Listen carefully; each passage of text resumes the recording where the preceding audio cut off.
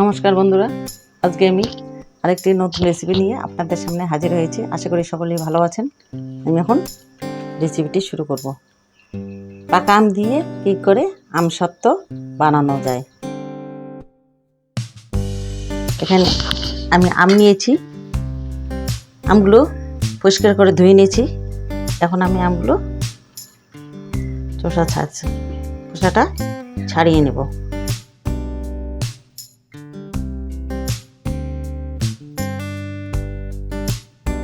আমের খোসা ছাড়ানো হয়ে গেছে।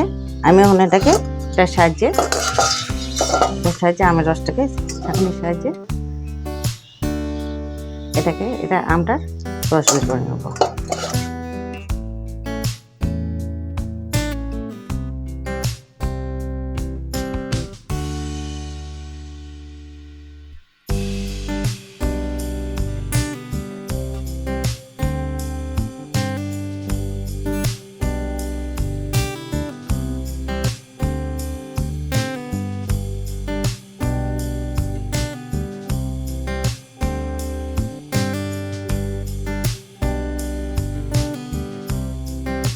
এটা এরকম হয়েছে। এই যে আমার রসটা,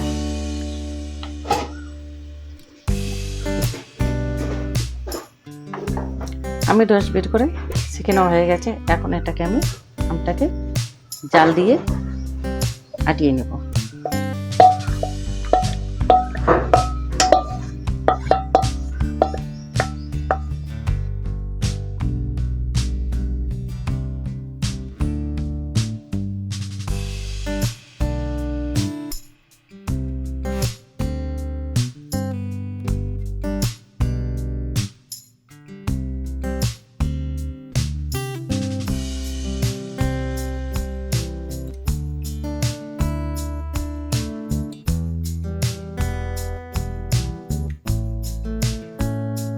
একটু চিনি দিয়ে দিচ্ছি,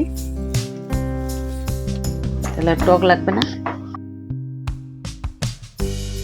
এটা আমি জাল দিয়ে ভারী করে নেব।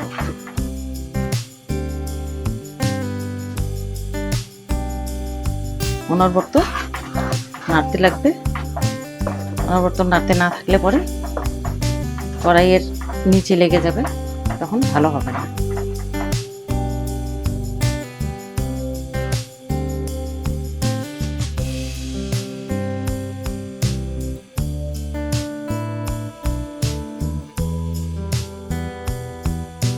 আমার আমটা জাল হয়ে গেছে।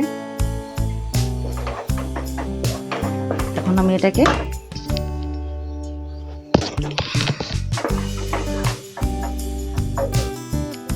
এখন একটা ছোট থালাতে ঢেলে নেব। থালাটাতে একটু তেল লাগিয়ে নিয়েছি।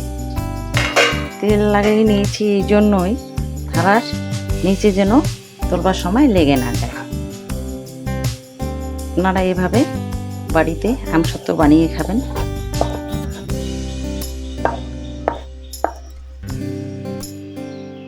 আর বাজারে যেটা কিনতে পাওয়া যায় সেটা বেশি ভালো হয় না। আমরা যেটা ঘরে বানিয়ে খাই সেটাই ভালো। এটা বানিয়ে খাওয়াবেন, বাড়িতে বাচ্চা বড় সবাই খেতে পারবে আর সবাই পছন্দও করে। বাজারে কিনে আনার থেকে বাড়িতে বানিয়ে খেলে কি হয়, এটা দিয়ে বেশি করে বানালে পরে এটা দিয়ে চাটনি করা যাবে বা অনেক দিন বাড়িতে স্টোর করে রাখা যাবে।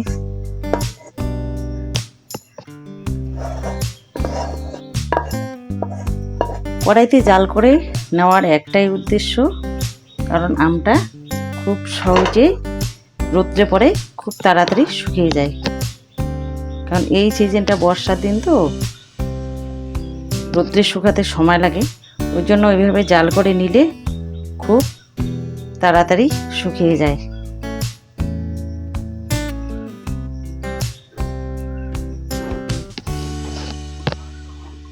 আর আমার ভিডিওটি কীরকম লাগলো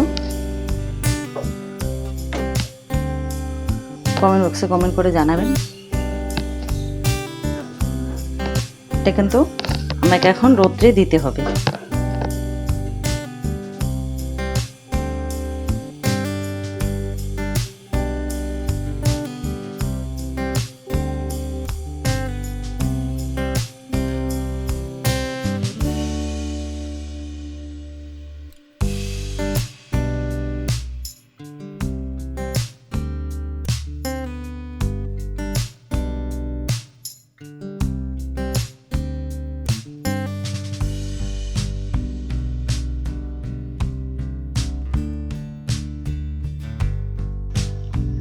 বাইরে প্রচণ্ড রোদ, এখন আমি রোদ্রে শুকাতে দিয়েছি আমসত্ত্বটা।